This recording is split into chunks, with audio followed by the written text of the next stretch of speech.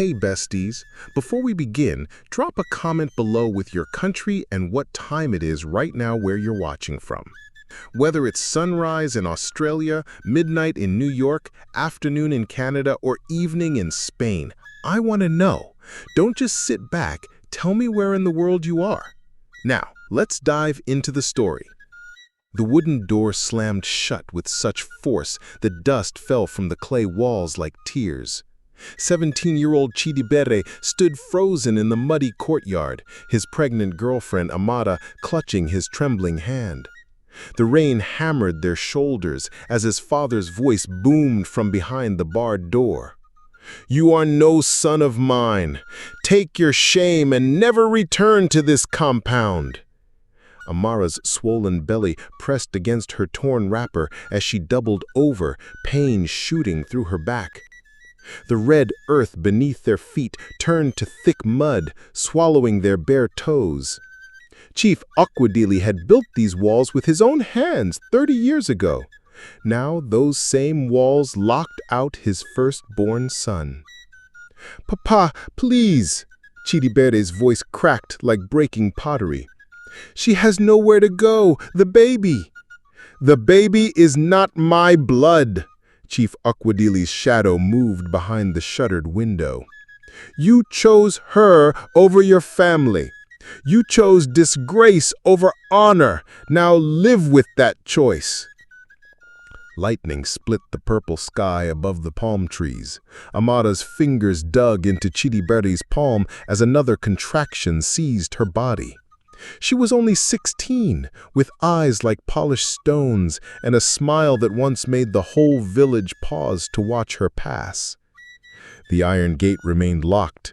The lights inside the compound flickered and died. They had nowhere to go. The mango tree behind Chief Aquadili's house bore the sweetest fruit in all of Umweze village. Young Chidiebere climbed its thick branches every morning, his small hands picking the golden treasures for his father's breakfast. The chief sat on his carved wooden stool, watching his son with pride swelling in his chest like floodwater. "One day, my boy, all of this will be yours." Chief Aquadili gestured toward the sprawling compound. 3 mud houses with corrugated iron roofs, a barn filled with yams, goats bleating in their pen. "But first, you must prove yourself worthy." Chidiebere's feet dangled from the tree branch. At 10 years old, he believed his father's words were gospel truth. The compound felt as vast as a kingdom, and he was the crowned prince. His mother, Ngozi, emerged from the kitchen with a steaming bowl of yam porridge. Her wrapper clung to her thin frame, and her eyes held the weight of unspoken sorrows. She had given Chief Aquadili only 1 son after 5 daughters. The pressure of that failure lived in the lines around her mouth. "Eat quickly," she whispered to Chidiebere. "Your father wants you to help him count the harvest today." But Chidiebere's attention had already shifted to the girl walking past their gate. Amara moved like water flowing over stones, her school uniform crisp despite the dust road. She carried her books balanced on her head without using her hands. Even at 10, something stirred in his chest when he watched her pass. By 15, Chidiebere had grown tall and lean like a young palm tree reaching for sunlight. His voice had deepened, and village girls giggled when he passed the market stalls. But his eyes followed only one person. Amara had blossomed into the kind of beauty that made old women shake their heads and young men stumble over their own feet. Her laugh rang out like church bells across the village square. She helped her grandmother sell palm oil every evening, her fingers quick and graceful as she measured portions into empty bottles. Chidiebere found excuses to visit the market daily. He bought things he didn't need just to hear her voice say, "Thank you, come again tomorrow." One evening, As purple shadows stretched across the dusty ground, he finally gathered the courage to speak beyond mere transactions. Amara, her name felt like honey on his tongue. Would you walk with me?" She looked up from counting coins, her dark eyes searching his face. Something passed between them in that moment, a recognition deeper than words. She nodded, tucking the money into her grandmother's trembling hands. When she finally looked at him, the last rays of sunlight caught the gold flecks in her brown eyes. She whispered, "I've been waiting for you to ask." His heart hammered against his ribs like a caged bird seeking freedom. For 2 years, their love grew in secret, like wildflowers in hidden places. They met at dawn before the village awakened, behind the old school building where morning glory vines created a natural curtain. Chidiebere would bring her ripe mangoes from his father's tree. Amara would share stories her grandmother told about spirits that lived in the forest. "Promise me something," she said one morning, her head resting on his shoulders as they watched the sun paint the sky orange and pink. "Promise that no matter what happens, you'll remember this feeling." "What feeling?" he asked, though he already knew. Like we're the only 2 people in the whole world. He pressed his lips to her forehead, breathing in the scent of shea butter in her hair. "I promise." But secrets in small villages have a way of revealing themselves like cracks in dried earth. Mrs. Adaze, the village gossip, spotted them sharing a stolen kiss behind the church one Sunday after service. Her eyes glittered with malicious satisfaction as she hurried to spread the news. By evening, whispers followed Chidiebere wherever he walked. His father's friends cast disapproving glances in his direction. His mother pulled him aside with worry creasing her forehead. "Son, people are talking," she said, her voice barely above a whisper. "They say you've been meeting with Amara. Her grandmother's family, they have nothing. Your father has plans for you, important plans." The golden bubble around their secret world began to crack. "I don't care about his plans, Mama." Her face crumpled like wet paper. "You must care. You must." Chief Okwudili's rage erupted like a volcano that had been building pressure for years. He cornered Chidiebere in the compound courtyard at sunset, his walking stick trembling in his weathered hands. "You foolish boy. Do you think love fills empty stomachs? Do you think it builds houses or buys land?" Spit flew from his lips as his voice rose to a roar. "I have arranged for you to marry Obiageli, the daughter of Chief Emeka from the next village. She comes with 3 plots of farmland and 50 goats as dowry." Chidiebere's blood turned to ice water in his veins.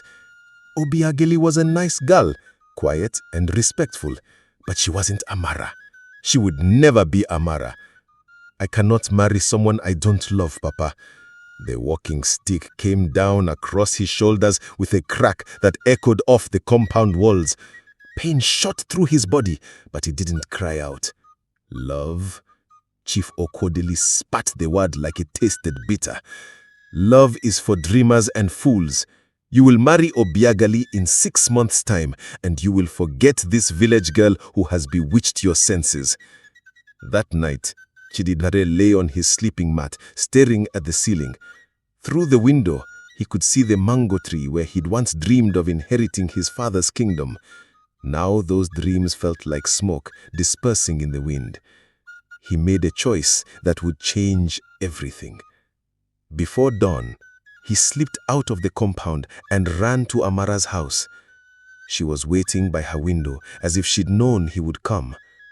They didn't need words. They both understood that time was running out. 3 months later, Amara's monthly bleeding stopped coming. She sat by the river, her hands pressed against her still flat stomach, tears mixing with the morning mist that rose from the water. When she told Chidiebere, he pulled her into his arms so tightly she could barely breathe. Joy and terror warred in his chest like 2 armies meeting on a battlefield. "We'll run away," he whispered into her hair. Tonight, we'll go to the city where no one knows us. But Amara's grandmother had already noticed the changes. The way her granddaughter turned green at the smell of palm oil, how she fell asleep during evening prayers, the fullness creeping into her young face. The old woman's accusations rang out across the small compound like thunder. Shame, disgrace, you have brought ruin upon this family. Word spread through Umezi village faster than fire through dry grass. By sunset, everyone knew. The baker's wife clicked her tongue disapprovingly. The school headmaster shook his head in disappointment. Children pointed and whispered when Amara walked to the well for water. Chief Okwodili heard the news while sharing palm wine with his fellow elders under the great Iroko tree. His face turned gray as ash. His hands shook so violently that palm wine splashed onto his white shirt like bloodstains. "Bring him to me," he commanded his youngest daughter. "Bring him now." The confrontation that followed would echo through the village for generations. Father and son faced each other across the compound like gladiators in an ancient arena. The battle lines had been drawn. There would be no retreat. "You have dishonored our bloodline," Chief Okwodili's voice carried across the entire village. "You have shamed our ancestors and spat on their graves." Chidiebere stood straighter, his jaw set like stone. "I love her, Papa. I will marry her and raise our child with pride. Over my dead body," the walking stick pointed at his son like a weapon.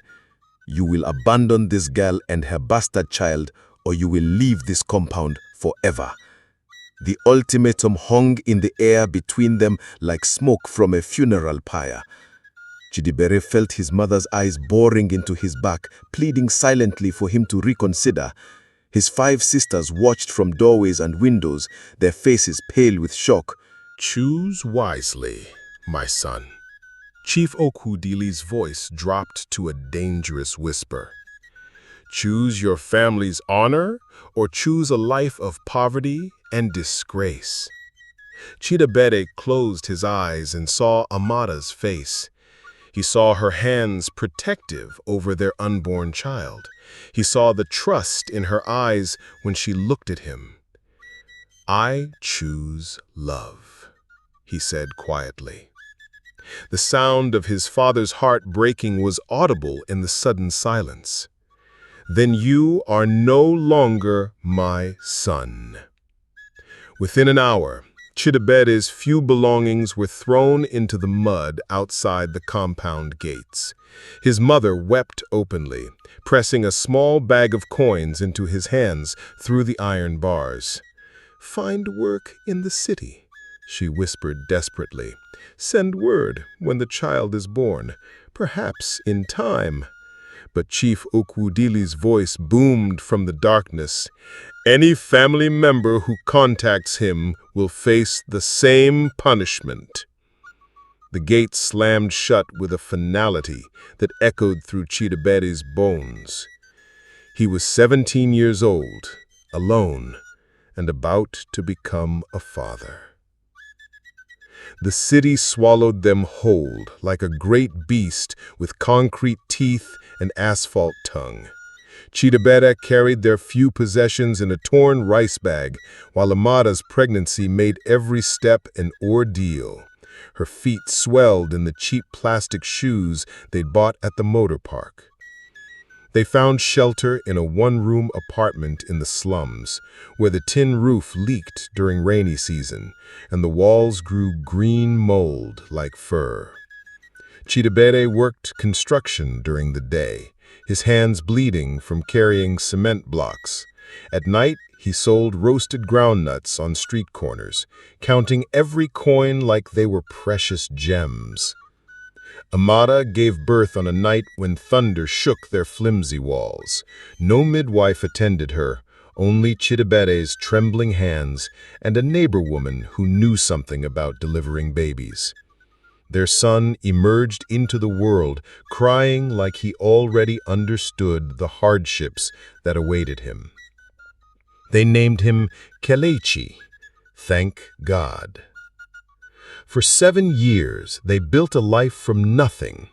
Chidiebere's groundnut business grew into a small restaurant. Amara learned to sew and took in mending work. Little Kelechi thrived despite their circumstances, his laughter filling their tiny home with music. But at night, when the city finally quieted, Chidiebere would stand at their window and look toward home. The wound his father had opened never fully healed. It lived beneath his ribs like a dull ache that flared during rainy season. Sometimes he dreamed of mango trees and his mother's yam porridge. He would wake with tears on his cheeks and Amara's hand gentle on his shoulder. "Do you regret it?" she asked one such morning. He looked at their son, sleeping peacefully between them, and at the woman whose love had cost him everything and given him everything. "Never," he whispered, "but someday I must go back." Chief Okwudili was dying. The message came through Chidiebere's youngest sister, who had defied her father's orders and tracked down her brother through mutual friends. Her voice crackled through the borrowed phone at the internet cafe. "He's been asking for you," she whispered. "Every day he sits under the mango tree and stares at the path. He won't eat, he won't sleep properly. I think he's waiting." Chidiebere's hands shook as he held the phone. 7 years of anger and hurt and longing crashed over him like floodwaters breaking through a dam. "How long does he have?" she asked. "The village doctor says maybe weeks, maybe days." The journey home took 6 hours by bus. Chidiebere pressed against the window, watching the landscape change from city concrete to red earth and green forests. Amara sat quietly, her hand finding Chidiebere's whenever his breathing became too rapid. "What if he still refuses to see us?" she asked. "I'll try," Chidiebere replied. "Our son deserves to know his grandfather's story, even if his grandfather doesn't want to know him." The bus dropped them at the village moat park just as the sun began its descent toward the horizon. Everything looked smaller than Chidiebere remembered. The paths seemed narrower, the houses lower. Even the great Iroko tree where the elders gathered appeared diminished.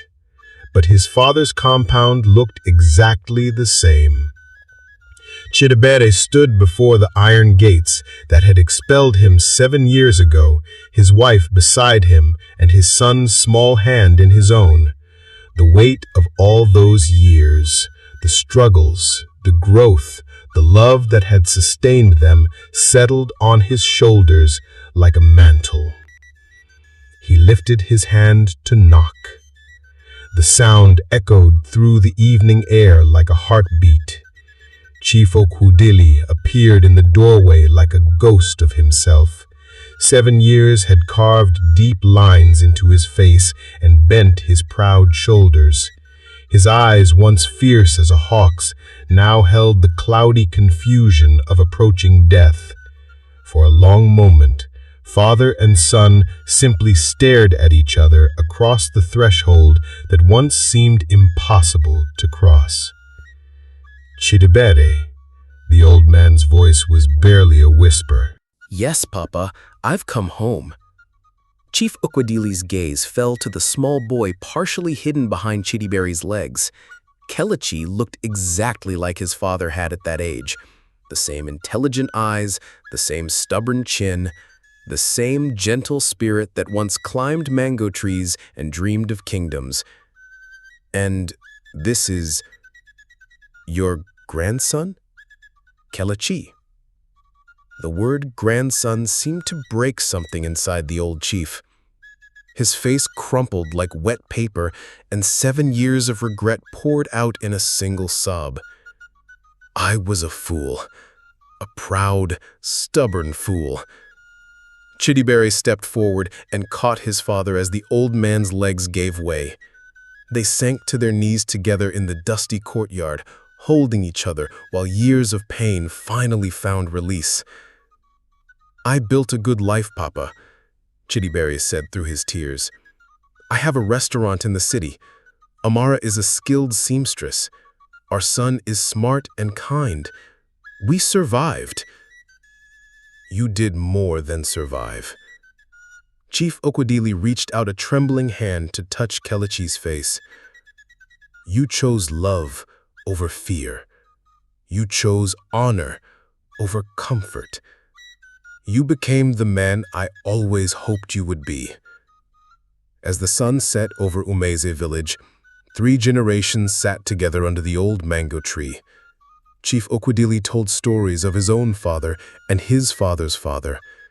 He spoke of the land that would someday belong to Kelechi, and the traditions that would live on through love rather than obligation. 2 weeks later, Chief Okwudili died peacefully in his sleep, his son's hand in his own, and his grandson's laughter echoing from the courtyard. Chidiebere inherited not just land and houses, but something far more valuable: the knowledge that love, even when it costs everything, always finds a way to heal what was broken. The mango tree still bears the sweetest fruit in all the village. If this story touched your heart, don't keep it to yourself. Hit that subscribe button and share it with someone who needs to hear about the power of choosing love over fear. Sometimes the bravest thing we can do is follow our hearts even when the whole world tells us we're wrong. What would you have chosen in Chidiebere's place? Let me know in the comments below. See you in the next video.